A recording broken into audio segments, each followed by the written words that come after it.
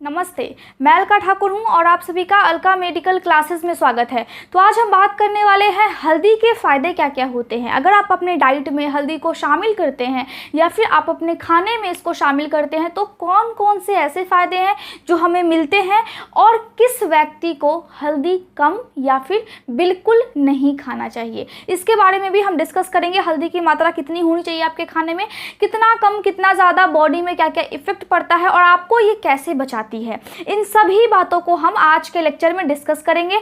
छोटा सा टॉपिक है लेकिन बहुत ज़्यादा यूज़फुल है, बहुत ज़्यादा इंपॉर्टेंट है। आपके पास अगर कोई मरीज़ आता है तो आप क्या करेंगे? आप उसको समझाएंगे, समझा करके घर भेजेंगे, आपको दवाई भी देनी है, साथ में उसको ये भी बताना है कि आपके लिए क्या सही है क्या गलत है, आप अपने लाइफ को किस तरह से चेंज कर सकते हैं अपने खान पान को चेंज करके। क्योंकि गड़बड़ी तब होती है जब हमारा डाइट अच्छा नहीं होता है, हमारा खान पान बिल्कुल गलत हो जाता है। और पहले हम ऐसे नहीं थे। ये सब क्यों हुआ? क्योंकि हमने फास्ट फूड खाना शुरू किया, तब से हमारे बॉडी में प्रॉब्लम्स होनी शुरू हो गई और हमने बहुत सारे मटेरियल्स जो कि बिल्कुल मिलावट वाले होते हैं, हम वैसी चीज़ों को खाते हैं। तो आखिर हल्दी इसमें क्या अपना भूमिका निभाता है, इसी को हम समझेंगे।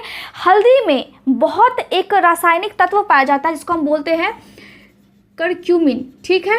और ये जो रासायनिक तत्व है ये हल्दी में होता है, ये आपको कैंसर से बचाती है। अगर आप अपने खाने में हल्दी का उपयोग करते हैं तो आपके बॉडी में कैंसर होने की संभावना बहुत ज़्यादा कम हो जाती है। ये बहुत अच्छी बात है। करक्यूमिन जो है वो आपको डायबिटीज़ में भी मदद करती है, शुगर के लेवल को कम करने में ये मदद करती है। लेकिन ऐसा नहीं है कि जिसको डायबिटीज़ हो गया है, जिसको डायबिटीज़ बहुत ज़्यादा, शुगर लेवल एकदम हाई है, वो मेडिसिन नहीं खाएंगे, सिर्फ हल्दी खाएंगे। इसमें क्या होगा कि हल्दी का असर कम दिखेगा। आपको मेडिसिन भी खाना है और आपने डाइट में इसको शामिल भी करना है।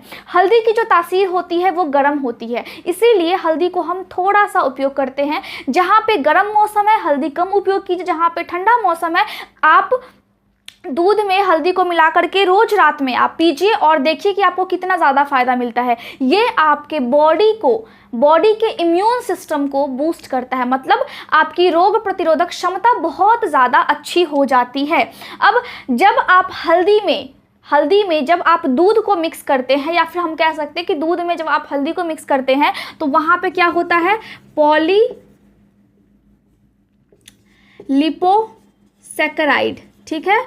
पॉलीलिपोसैकेराइड होने के कारण ये आपकी इम्यूनिटी को बहुत ज़्यादा स्ट्रॉन्ग बना देती है।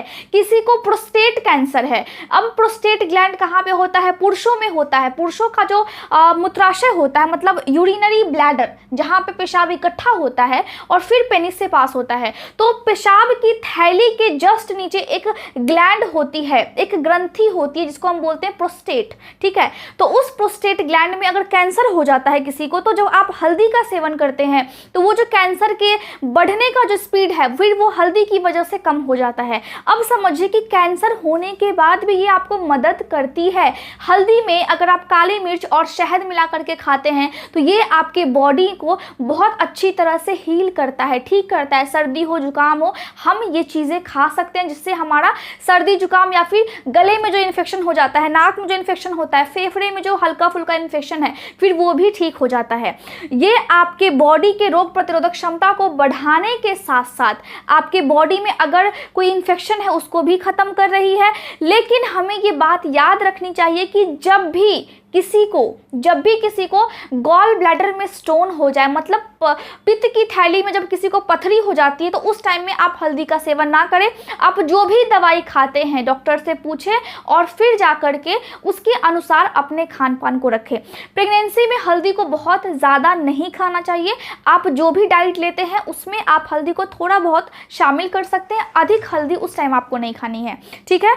हल्दी आपके लीवर को डिटॉक्सिफाई करने में मदद करती है। इसका मतलब क्या है?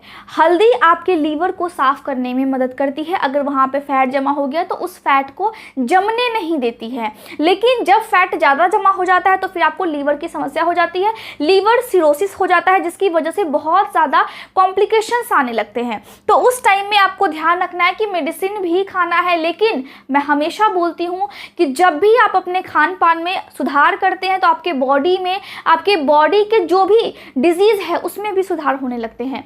हल्दी को हम एंटीसेप्टिक भी मान सकते हैं, जहाँ पे चोट लग जाए, जहाँ पे खरोंच लग जाए, जहाँ पे घाव हो जाए, हम वहाँ पे इसका उपयोग कर सकते हैं। इसका पेस्ट बना करके हम वहाँ पे लगा सकते हैं। ऐसा हम मानते हैं कि जो हल्दी है वो एंटीबैक्टीरियल है, एंटी फंगल है, एंटीवायरल है। इसका मतलब क्या है कि बैक्टीरिया से हमें बचाता है, फंगस से हमें बचाता है, जो कि बॉडी में हमारे आ जाता है लेकिन हमें दिखता नहीं है हवा में।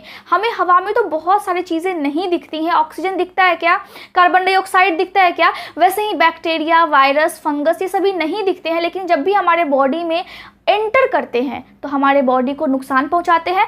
तरह तरह की बीमारी हमें होती है, हमें बहुत ख़राब फील होता है, अनकंफर्टेबल फील होता है। अगर हम इसका इलाज नहीं करवाते हैं तो फिर बहुत गंभीर समस्या से हम जूझने लगते हैं, बहुत ज़्यादा दिक्कत होती है। तो जब भी आपको सर्दी जुकाम हो, इसमें आप हल्दी वाला दूध पिए। हल्दी वाला दूध बहुत अच्छा होता है, मैं आपको बता रही हूँ कि ये बहुत ज़्यादा अच्छा होता है। और थोड़ा बहुत तो इन्फेक्शन ये ऐसे ही ख़त्म कर देगा, लेकिन इन्फेक्शन अगर ज़्यादा है तो फिर आपको दवाई की आवश्यकता है। ठीक है, हल्दी आपके ब्लड के सर्कुलेशन को बहुत अच्छे से मेंटेन करके चलता है, बहुत अच्छे से मेंटेन करता है। लेकिन जिसका पेट खराब है उसको हल्दी फिर नहीं खाना चाहिए या फिर बहुत कम खाना चाहिए। ये सब बात आप समझ गए। हल्दी वेट लॉस करने में भी मदद करता है, इस बात को आपको ध्यान रखना है। जब आप अपने डाइट में हल्दी को शामिल करते हैं तो ये आपके बॉडी में वसा है, जो फैट है, उसको फिर ये ख़त्म करने का भी काम करती है। तो इस तरह से हम समझते हैं कि हल्दी के बहुत सारे फ़ायदे हैं। अब हल्दी को बहुत पहले भारतीय केसर भी कहा जाता था। 80% जो हल्दी है वो भारत में ही उगाई जाती है। इसके अलावा इंडोनेशिया हो गया और सभी देश हो गए, इन सभी देशों में भी उगाई जाती है। ठीक है, मार्को पोलो ने अपने चीन यात्रा के दौरान हल्दी को केसर से तुलना की थी, हल्दी को केसर से कंपेयर किया था। इसका मतलब समझ जाइए कि इसमें कितना ज़्यादा फ़ायदा है। तो आप समझ गए कि जो हल्दी हम खाते हैं वो ऐसे ही हम नहीं खाते हैं, जो भी चीज़ें हम करते हैं वो ऐसे ही हम नहीं करते हैं। बहुत टाइम से जो भी चीज़ें आती है उसमें कुछ ना कुछ साइंटिफिक रीज़न छुपा हुआ है और हम अभी उसको मानते नहीं है, विश्वास नहीं करते हैं, लेकिन उसका फ़ायदा बहुत सारा होता है। तो आपको ये बातें ध्यान रखनी है। कोई भी पेशेंट आए, कोई भी मरीज़ आपके पास आता है तो आप उसको मेडिसिन दीजिए, लेकिन साथ में उसको एजुकेट करके घर भेजिए ताकि उसको समझ में आ जाए कि क्या चीज़ें खानी है, क्या चीज़ें नहीं खानी है।